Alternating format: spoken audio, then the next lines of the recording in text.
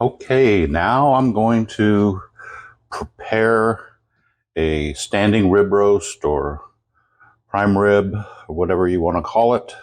Really the same thing. But to start with, this is the day before I'm going to cook it. So I want to let it sit in the refrigerator overnight for about 24 hours, a little longer maybe. And to do that, I'm going to sprinkle it with some kosher salt. Now, this is the bone that I cut off. I want to get that covered with kosher salt. This is going to draw out the flavors. It's going to make it so much better. I know that sounds like a lot of work to do this the day before. You don't absolutely have to, but we're going to have much better results if you do. And you will use more kosher salt than you think. Now, yeah, the bone is bigger than this rib is, the roast is, because I cut a couple pieces off to have steaks when I first got it. Then I froze it. You put quite a bit of salt. I know it looks like a lot, but I think the formula for this is if you weigh your meat and then convert that to 1% salt, that's how much salt. So when you think you've had it, put enough salt on, double it.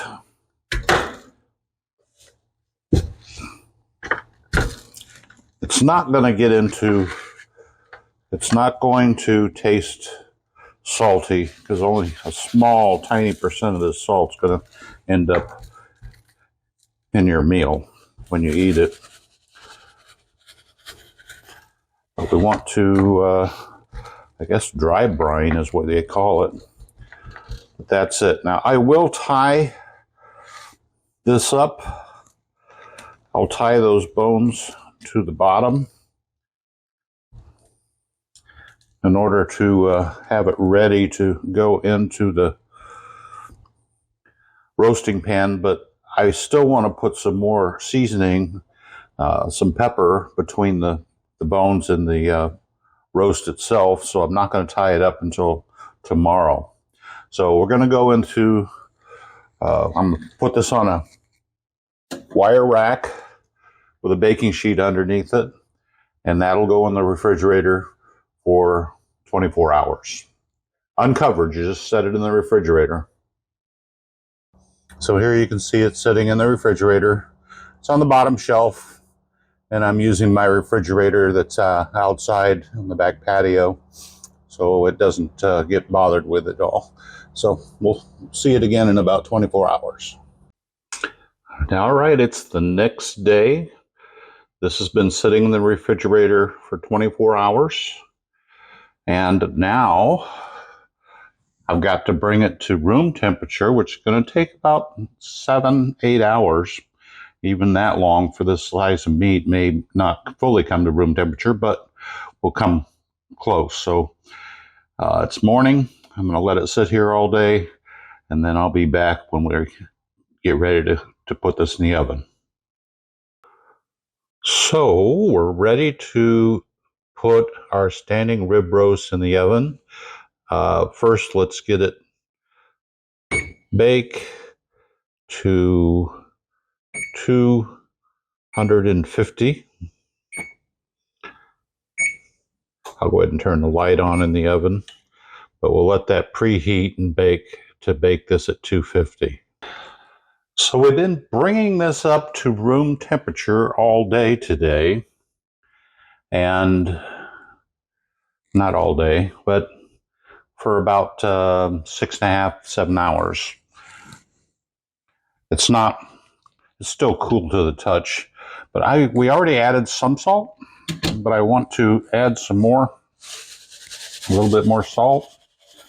I'm using kosher.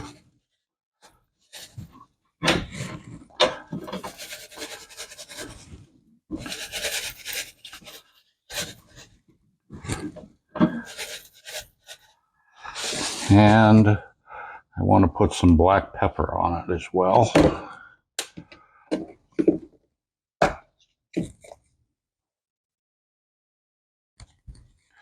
So we're just going to sprinkle black pepper all over it.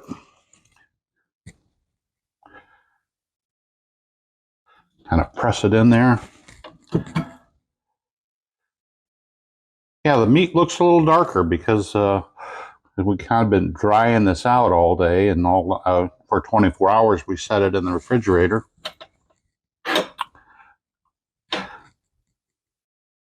It's not dry aging. That takes a little bit different science, but and humidities. But this is going to intensify the flavor and give us a nice crust. So I do want to tie these bones to the roast. And like I told you, what I had done was I had cut a couple of steaks out of this. So I'm going to take a piece of twine. This is butcher's twine. You can find it just about anywhere. Put that underneath the bone.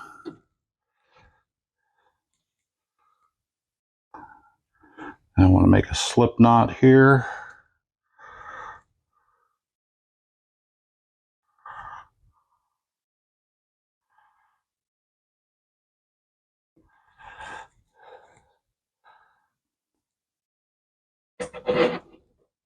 Pull that up nice and tight.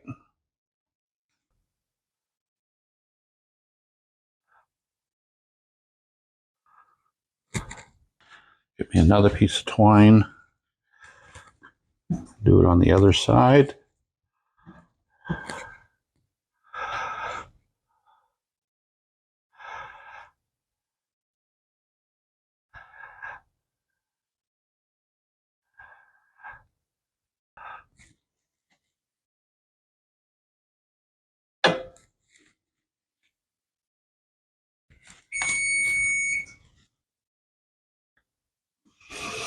And I can just trim off these extra pieces.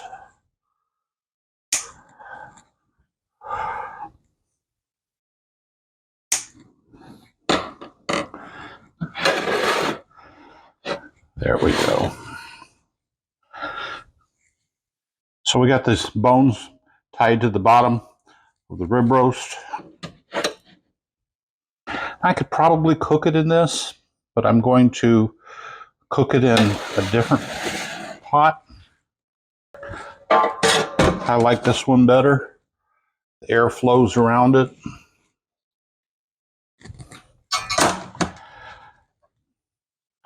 Okay, that's going to go in the oven, 250 degrees. But before, I have to put a temperature probe in there. So hang on, I'll get that. So this is a wireless temperature probe. It just goes to an app that's on my phone. And I want to get it right in the center. The tip here is going to get in the center of the meat. And then this outside will tell me the ambient temperature of the oven. So if I put it in at an angle, about right there. And I want to set that to give me an alert at 100, let's say 120 degrees. And then I'll take it out of the oven and let it sit. And then we're going to put it back in the oven and sear this off. So let's go ahead and put it in the oven and watch the temperature. It'll take about 3 hours. So here we can see it's in the oven. It's in the lower rack. I don't want it too close to the top because when I go to sear this, it'll splatter. So I want to cook this on the lower rack. And like I said, it'll take about 3 hours to get to 120 degrees. Between 118 and 120.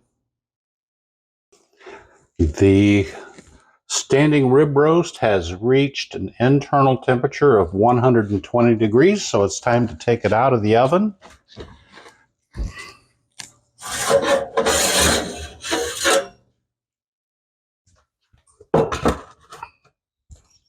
And there it is. I'm going to just let it rest here with some aluminum foil tinted over the top for about 45 minutes. Because even though it shows 120, the carryover temperature, the carryover cooking will take it up another 5 to 10 degrees because it's not really fully cooked at 120. So we're just going to leave it like that. But I am going to take the oven up to 500 degrees, and then I'm going to put it in there for about 10 minutes and get a nice sear on the outside of that. But before I do that, I'm going to put some butter on it and then put it in there. So after that sat for about 45 minutes, we'll come back and butter it up and put it into the oven.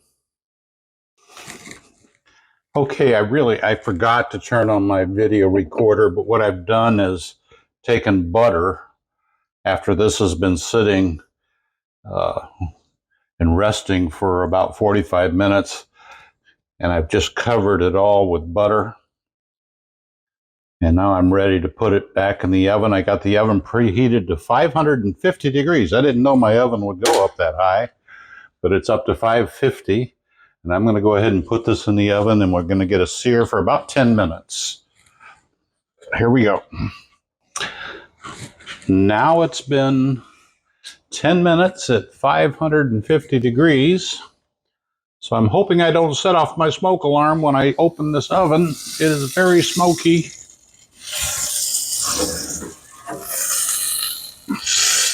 Here it is.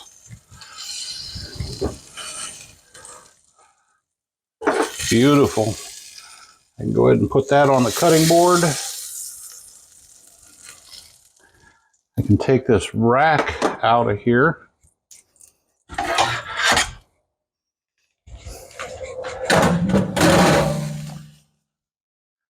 And we're going to get all those juices out of that pan and turn it into au jus. So I've set the pan on the stovetop. I turned the burner on. I need to get me a...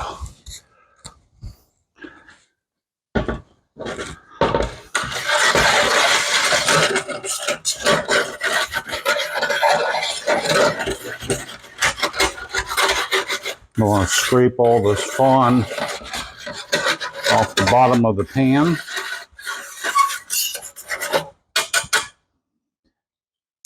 I'm going to add a little bit of flour, maybe 2 tablespoons.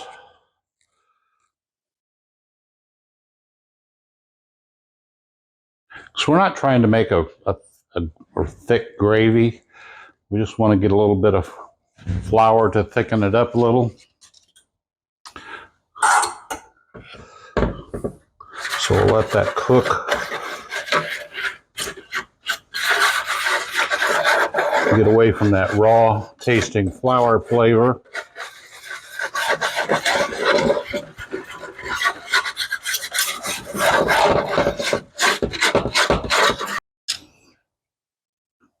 Okay, now we're going to take some beef broth and add that to it. Just 1 can.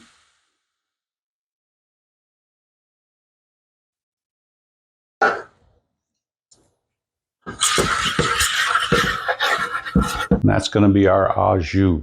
Once that's done, I'll pour that inside of a gravy boat. And then we can slice up the meat.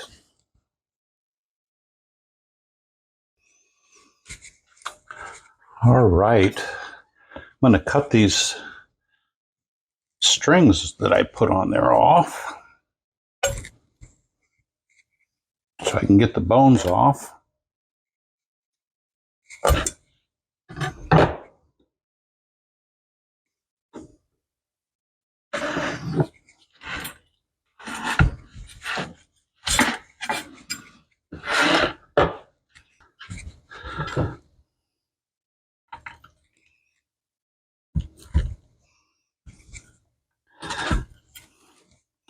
You might as well just cut these bones up.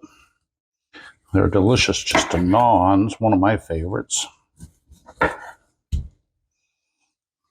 Not a whole lot of meat on them, but what there is really good.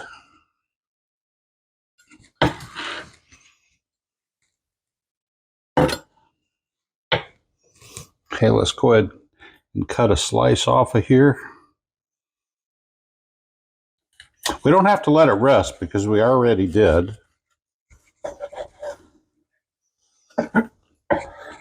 And that's beautiful, nice and pink from end to end. Medium rare.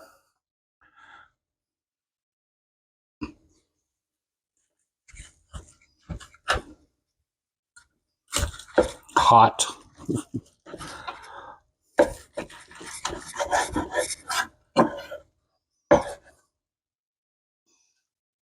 Very nice.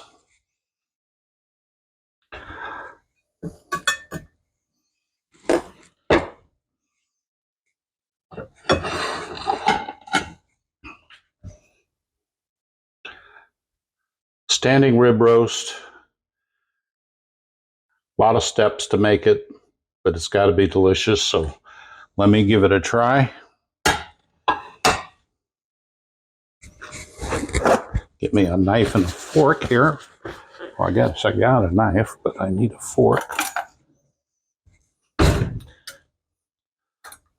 That piece looks really good to me.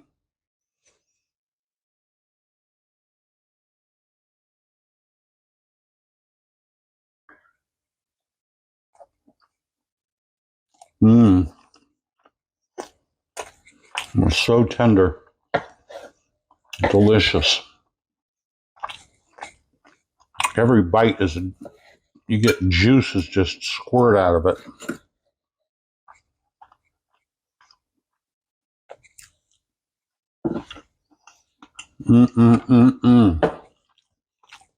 So good. That's even without the au jus or the side of string beans that I made. I'll show you that in a second. All right, looking good. So now I'm going to take some of this au jus, put it in a ramekin so I can dip my standing rib roast, my green beans. Looks great. Hope you enjoyed the video. Please subscribe, and we'll see you in the next video.